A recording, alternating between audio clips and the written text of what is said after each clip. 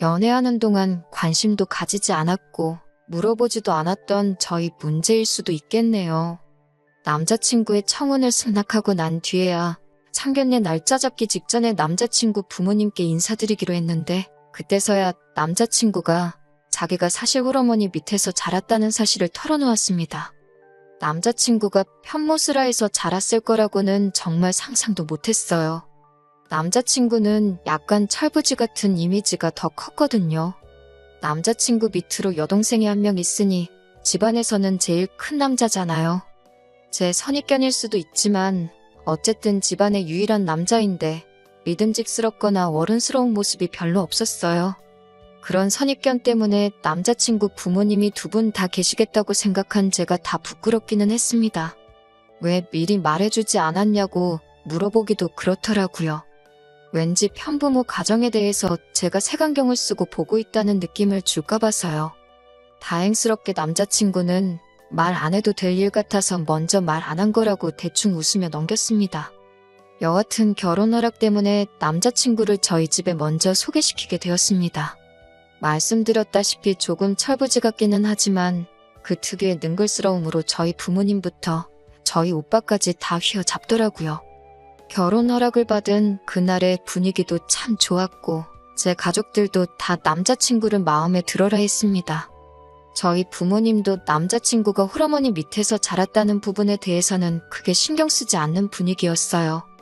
편부모 가정에 대해서 안 좋게 생각하는 어른들이 많다고 들었고 저희 부모님도 그런 사람들 중 한 명인가 노심초사했었는데 남자친구를 있는 그대로 봐주시니 다행이다 싶고 괜히 뿌듯하더라고요. 어머니가 사실 요리에는 솜씨가 영 없으신 편이에요. 평생 어머니가 한 반찬보다 반찬 가게에서 주문한 반찬이나 할머니가 해다 주신 반찬 위주로만 먹었고요. 어머니께서도 옛날부터 집에 돈이라도 있어서 얼마나 다행이냐고 밥은 밥솥이 해주니까 괜찮지만 돈 없었으면 맛없는 밥 먹으면서 자랐을 거라고 농담처럼 이야기하시고는 했습니다.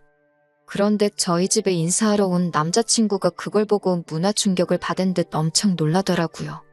자기들은 반찬 가게에서 반찬 사 먹어본 적 한 번도 없다고 하면서 남자친구 어머니께서 전부 다 선수 음식을 해줬다 말하더군요.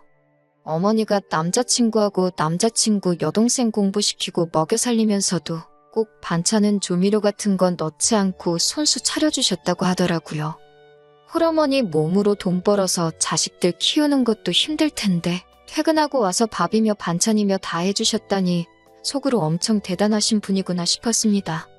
아무튼 저희 어머니는 요리를 전혀 못하시기 때문에 그날 남자친구 소개시키면서 식사는 주변에 있는 데서 배달음식만 잔뜩 시켜서 상을 차려냈어요.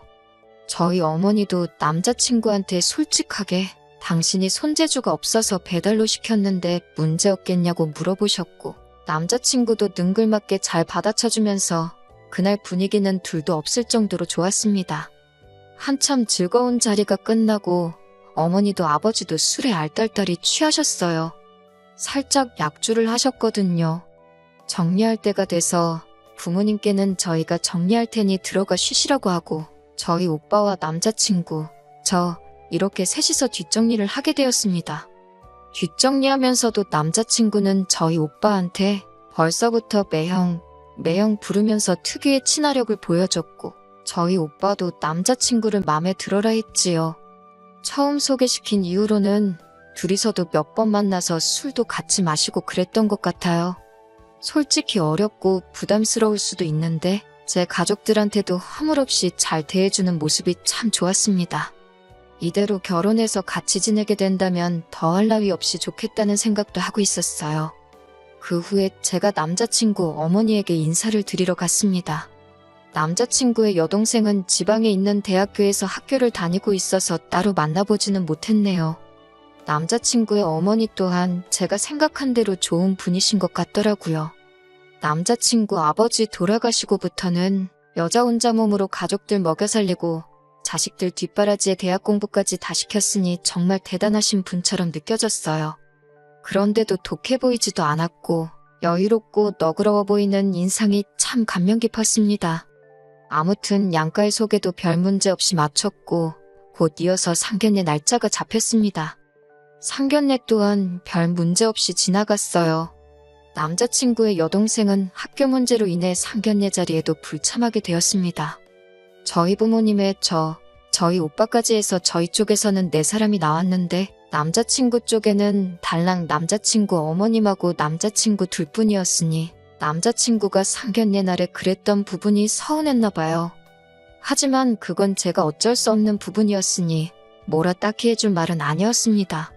상견례 날짜를 갑자기 잡아서 한 것도 아니고 미리 이야기가 되었던 날짜였는데 솔직히 남자친구 여동생이 학교 핑계로 안 나왔던 거잖아요?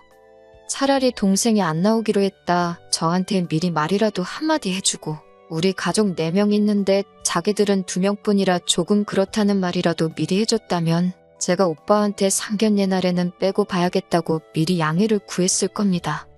그리고 그거 이해 못해줄 저희 오빠도 아니었고요. 동생이 나오는지 안 나오는지도 모르는 상황에 그걸 서운하다고 제게 말한다고 한들 제가 남자친구한테 가족이 많아서 미안하다고 사과할 수 없는 노릇 아니겠어요? 그래서 딱히 그 부분에 대해서 내가 생각이 짧았다는 말도 하지 않았고 그랬구나 하고 넘기고 있었습니다. 남자친구 마음 편하라고 대충 사과해주기엔 제가 눈치 없다고 말하는 것 같고 저희 가족들이 염치가 없다고 대답하는 것처럼 느껴져서 할 수가 없었어요. 그런데 남자친구가 화목한 우리 가족들을 보니 마음이 아팠다고 하더라고요. 당장 자기 여동생도 상견례가 그렇게 큰 행사는 아니지만 가족이면 참석해 줄 만한 일인데 나와주지도 않았다고요. 제가 저희 부모님 보리차 같은 거 하나씩 챙길 때 우리 엄마는 챙겨주는 사람 하나 없어서 쓸쓸해 보였다고 하더라고요. 그 마음이 이해가 가다가도 안 가더라고요.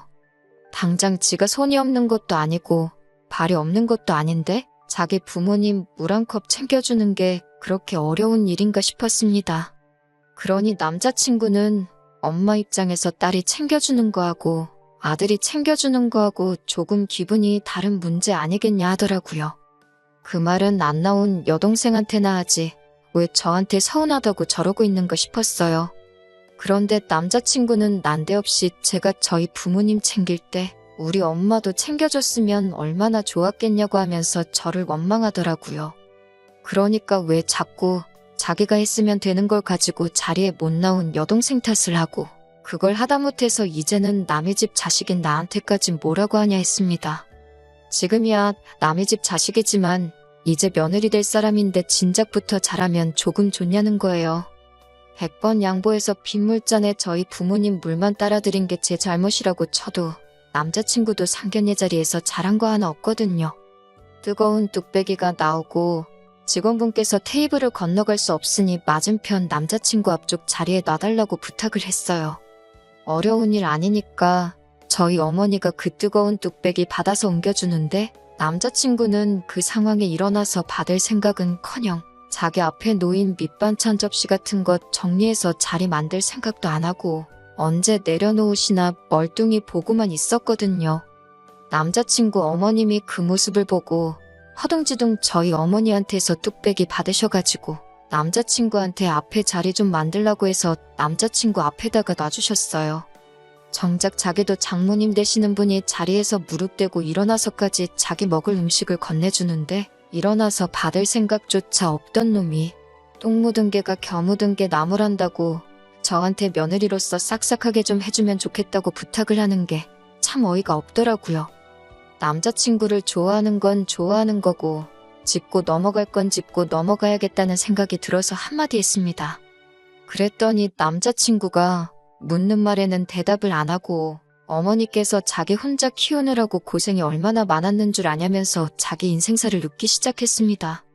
그러면서 이제는 결혼 후에 며느리 효도를 받아야 할 텐데 이런 사소한 거 한두 개 정도 미리 하면 어디가 덧나냐고 자기한테 뭐라고 한다고 툴툴거리는 거예요. 효도면 효도지 며느리 효도는 또 뭐냐고 따졌습니다. 그랬더니 어머니가 남편도 없이 혼자서 자식들 키우는데 얼마나 힘드셨을지 감히 예상이나 가냐고 하는 겁니다. 그런데 동생은 지방에 내려가서 공부하고 있고 자기까지 결혼해서 나가면 어머님이 혼자 남게 되지 않겠냐고 하더라고요. 며느리 효도에 어머님이 혼자 남게 되는 것까지 무슨 말을 하려는지 괜히 감이 오더라고요. 그래서 남자친구가 말 꺼내기 전에 먼저 말했습니다. 어머님이 걱정이 돼서 결혼을 못하겠다고 하는 말이냐고요. 그랬더니 화들짝 놀라가지고는 그건 아니라고 하더라고요. 또 입을 열려고 하길래 주말 부부를 하자는 거냐, 아니면 어머님이 재혼하실 때까지 우리 결혼식을 미루자는 거냐 했더니 또 잔뜩 당황해서는 그것도 아니라는 겁니다. 결론은 어머님이 혼자 남는 게 안쓰러우니 우리가 결혼 후에는 어머님 집에 들어가서 살면 어떻겠냐는 거예요. 솔직히 남자친구 어머니가 홀어머니라는 말을 들었을 때 상황이 여의치 않게 되면 모시고 살 생각도 가지고 있었습니다. 반대로 저희 아버지와 어머니가 나이 차이가 꽤 많이 나는 커플이기 때문에 나중에 저희 어머니 혼자 남게 되신다면 똑같이 모시고 싶은 생각도 가지고 있었고요. 그런데 결혼하자마자부터 모시고 살고 싶다는 생각은 아니었습니다. 남자친구 어머님도 아직 경제활동을 하고 계시는데 더더욱이 그 일을 그만두라고 하고 생활비까지 내드리며 모시고 살고 싶은 마음은 없었습니다.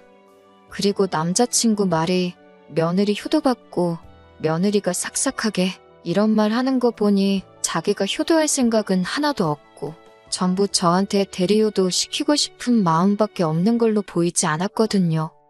저희 부모님께 처음 소개시켰던 날에 뒷정리할 때 보니 분리수거도 똑바로 못하더라고요.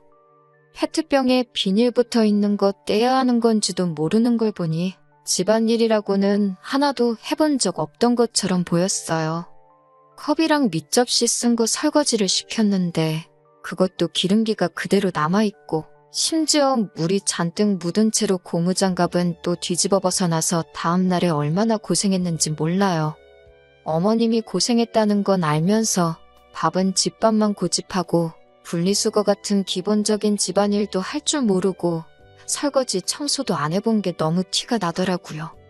어머님이 그렇게 고생하실 때 팽팽 놀아놓고는 어머님 고생하셨으니 이제는 자식들한테 받을 때라고 하면서 저한테 하라고 하는 거나 다름이 없잖아요?